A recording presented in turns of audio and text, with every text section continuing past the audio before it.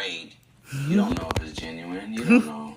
You don't know if it's real. You know, at least I know she got my back, you know, to the grave. So I know she's with me, and she knows I'm with her. And that's just, you know, everything's not perfect. You know, marriage is work.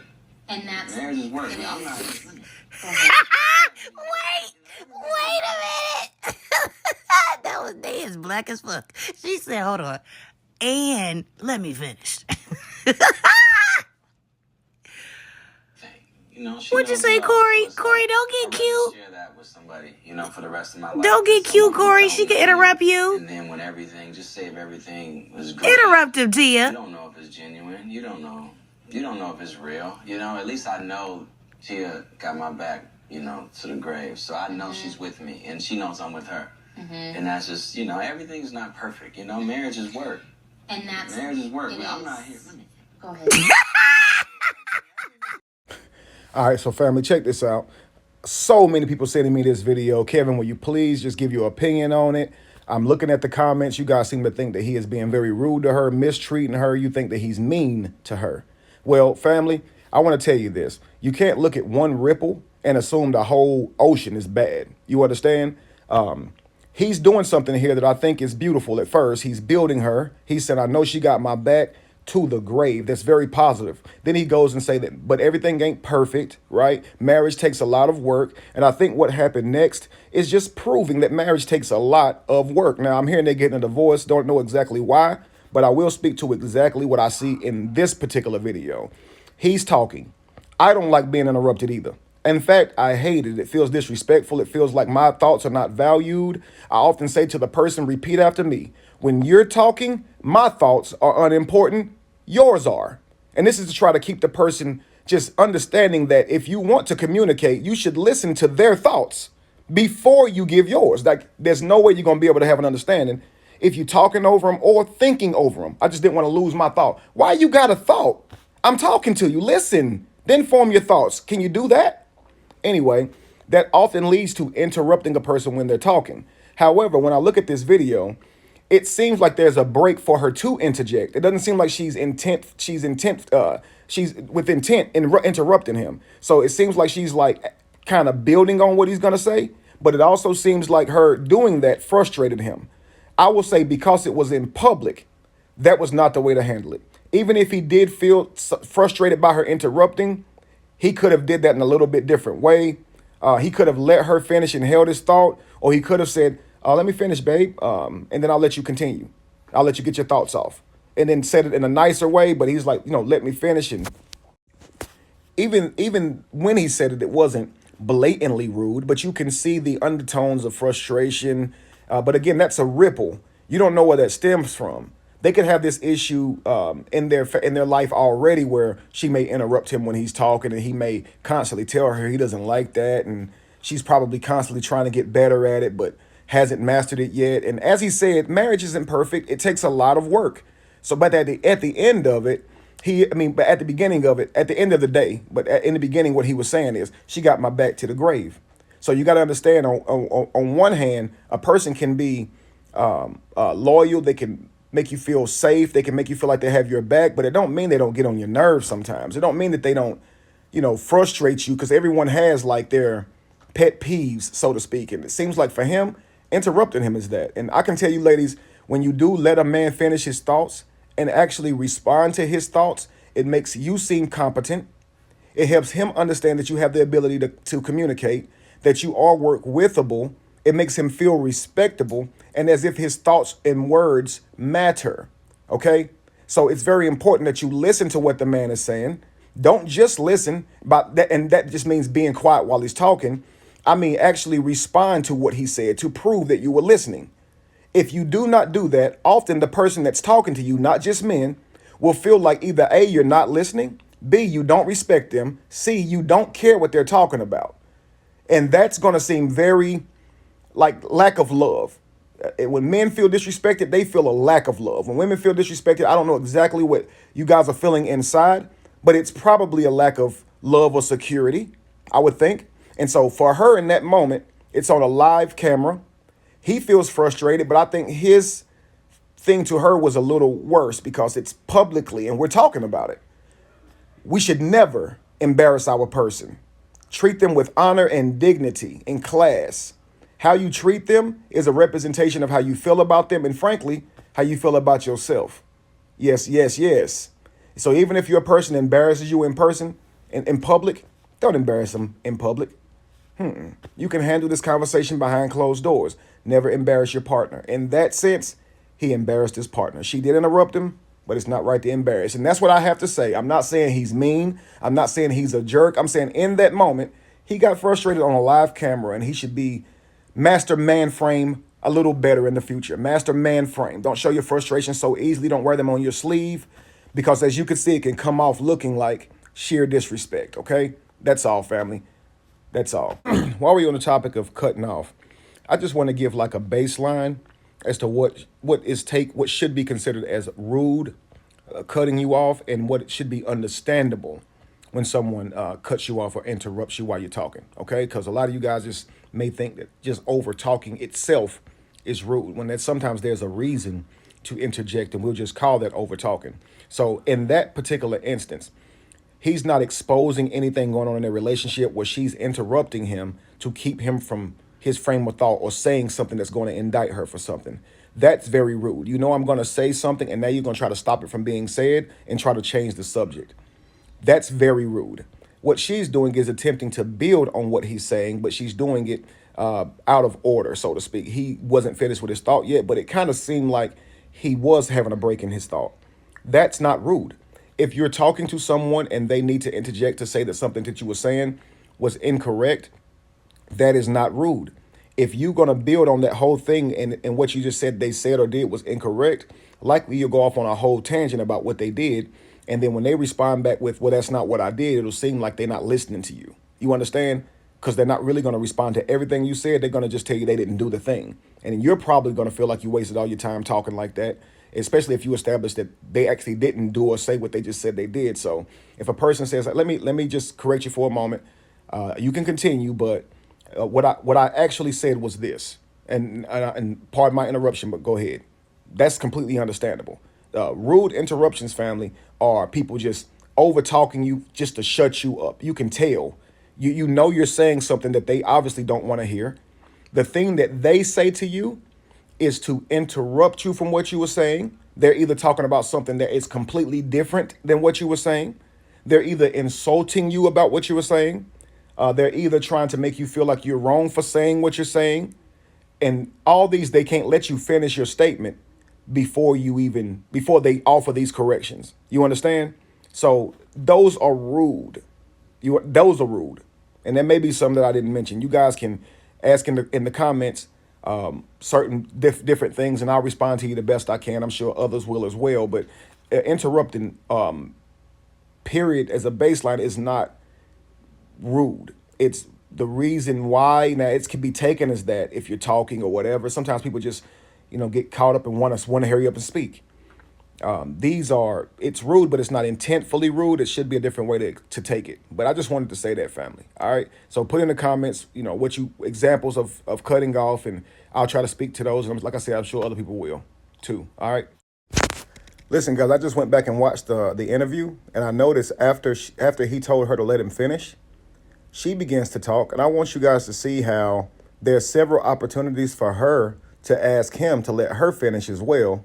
But she allows him to interject and just kind of, works with him. You understand? But he didn't give her that. And so I want to show this so hopefully he can see this video and notice that he creates that experience for her. And he's probably not trying to be rude either, but she didn't say, let me finish. Let me finish. She didn't say any of that. She allowed him to do that. Notice when she interrupted, he actually had a little break in what he was saying. Notice how when he interrupts, when he speaks up, she doesn't have a break. He's literally talking while she's talking. Now, he's on topic. He's talking on the same topic. That's fine. But he is doing exactly what he asked her not to do. I want you guys to see this. Let's go. To the grave. So I know she's with me, and she knows I'm with her. And that's just, everything's not perfect. Marriage is work. And that's marriage is work. I'm not here. Let me finish. Go ahead, sorry. I'm not going to be here like, everything is wrong. You have to work hard, to stay married, and stay together, you know what I'm saying? there are times when I'm like, wow, like last year was pretty tough.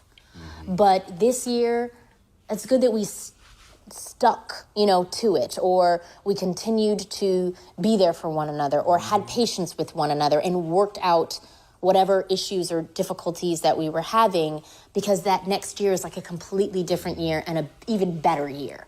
Yeah. Every year seems to get better. It does. Like it as a really family does. first, as growth, development, careers, everything gets better. And I fall more and more and more in love with him. I really do. Shut up, Corey.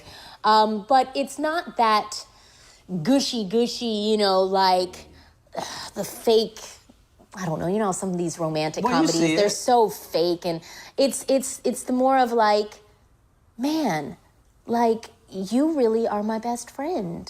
And I think time has been like, the result of that is we've been together a while. So it can't be that fake, because a lot of people get together, you see them, they in love and tattoos, and it's over in a year, 2, 3, it's done.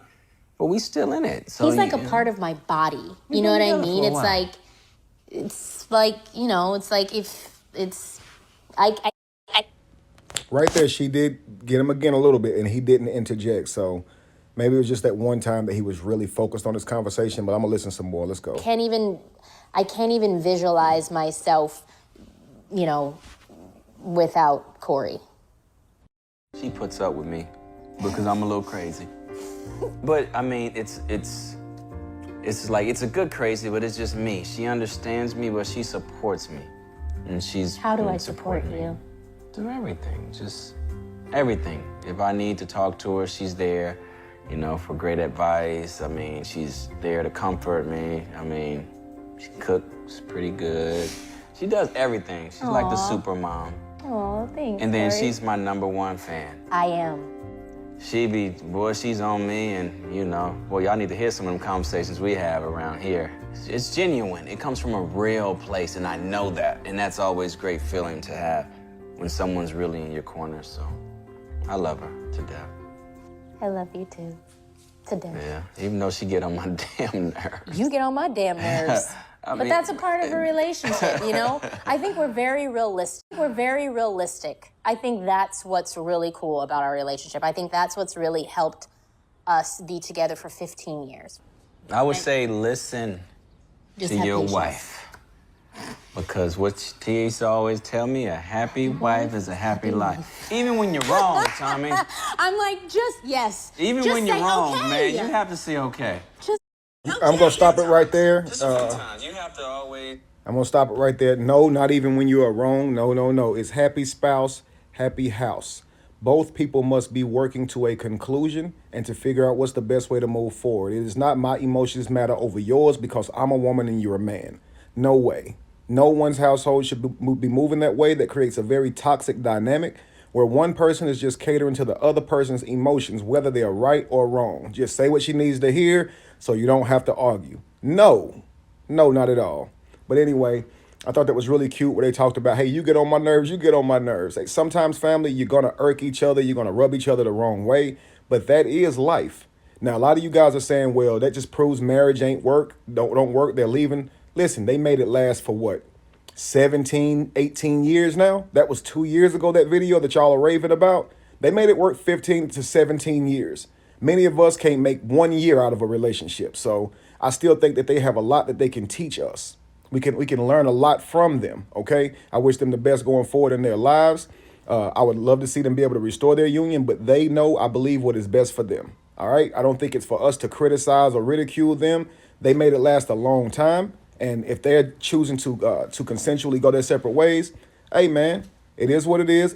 Sometimes it don't last always, but you make it work as long as you can, and you make it beautiful as long as you can. Looks like they did that, family, but we can learn a lot from them. So if they're giving advice, we probably should try and take it, all right? Or listen to it at least. Here's something I really want you to notice, okay? Now, notice how she did not recreate the experience for him that he did her. I want you to see this, okay? Because whenever she interrupts him, notice how he goes, let me finish. And she probably felt taken aback by that, right? Now, when he does it, she could have said, now, earlier, when I overtalked you, you said something, so why don't you give me the same respect, right? Or now you're doing it to me, right? Or she could have said, let me finish. now, right? But notice how she becomes the example.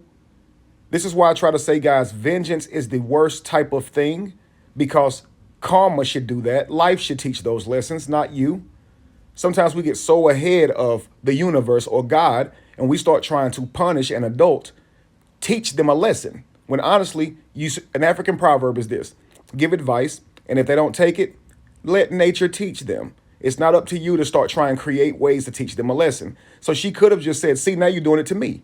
But she just lets him go, builds with him, and becomes the example, something that he can aspire to be. See, often we'll be like, well, last time I did that, look at how you did. So now I'm going to be that way this time. Wait, if that's below standard, then why would you ever assume that role? It's never okay to break your standards. You told them they were wrong when they did it. You didn't like when they did it. So that means it's not okay for you to teach them that it's wrong by doing them that exact way. I'm telling you guys, what she just did is stellar. Very, very feminine of her, very loving of her, and a great way to set the example. This is how you can lead. Leading is often by example, family, and by action. It's not by saying you did this and you did this and you did that. You understand? I want you guys to see that that was beautiful. Beautiful that she just went on ahead and allowed him to interrupt her just as she did him, but she let him speak, and she built off of what he was saying. Real quick, family. Hold up. Before I end this video, I found this article on cutting people off. It says 4 ways to interrupt someone politely. Need to cut someone off without seeming like a controversial steamroller? Here's how. You shouldn't interrupt, yes. From an early age, you're reminded that cutting people off when they're speaking is rude. But let's face it, there are times when you need to stop someone mid-sentence. Maybe he keeps citing an incorrect fact or statistic that you think needs to be remedied immediately. Or perhaps you have a question about something he just said. Situations like these can be tricky to navigate. You want to chime in while the moment is right, but at the same time, you don't want to seem inconsiderate. Fortunately, there are a few helpful tactics that you can use to interrupt someone without seeming like a controversial steamroller. Number 1 says, ask for permission to jump in. What it looks like. Can I interrupt for a moment? Okay. One of the best ways to speak up when someone else is already talking is to explicitly ask for permission to do so. May I say something real quick? Don't sound too hard to do, right? Not only is it a good way to gauge whether or not you're making a contribution at a decent time, there's nothing worse than making someone lose their train of thought. They will absolutely get upset about that, okay? But it also acknowledges the fact that you're interrupting, so you don't seem like you weren't listening.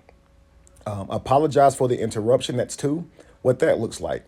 I'm really sorry for interrupting, but, right? So even if it's necessary, you're still likely going to feel uncomfortable cutting someone off, regardless of the circumstances. So why not apologize right off the bat?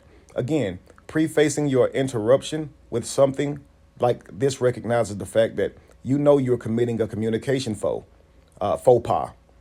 Using sparingly, as with any of these tactics, no phrase will give you the excuse to interrupt constantly. True. It will allow you to speak up without seeming condescending. 3, chime in with a relevant point. People will always feel like you're just interrupting rudely whenever what you're saying does not contribute to the conversation. They will often tell you it's irrelevant. And no, that's not a time for you to get mad because they told you it was irrelevant. It means that it has nothing to do with what they're saying. That's all. But anyway, it says what that looks like. While we're on that topic, build on that, okay? Interruptions are inherently bad. In fact, sometimes they can make the discussion even stronger. But when they lead to a conversation totally off track, they're bound to annoy the person who is talking as well as anyone else participating in the chat. So before chiming in, make sure that you are not that your interruption is relevant to the point that's being discussed. If not, you're better off waiting until the person is finished. That way you can be sure to contribute to the conversation at hand rather than detract from it. Number 4, it says lay ground rules from the beginning. What that looks like. Would you prefer that we hold your questions and suggestions to the end? Sometimes, no matter how many clever tactics or phrases you utilize, an interruption will never be perceived as polite. When someone is in the middle of a presentation, for example, speaking up will only serve to make you look rude. This is why it's so helpful to set common expectations from the beginning before that person gets started. Ask what he or she would prefer. Okay, so some people enjoy the others chime in at random moments, as it takes some of the pressure off, but others prefer that you hold your contributions till the end. Make sure you're in the loop on that specific person's wishes, and you'll be able to adjust your own approach accordingly. Or in an ideal world, you would be able to avoid either ever having to interrupt. But sometimes it's necessary. No one or combination of these four tactics, and you'll be able to speak up in a way that's polite and professional. All right, family. So I want to read that article to you. You can always check that article out.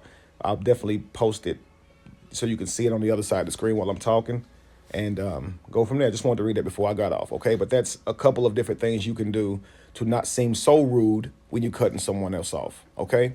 That's it, family. Peace.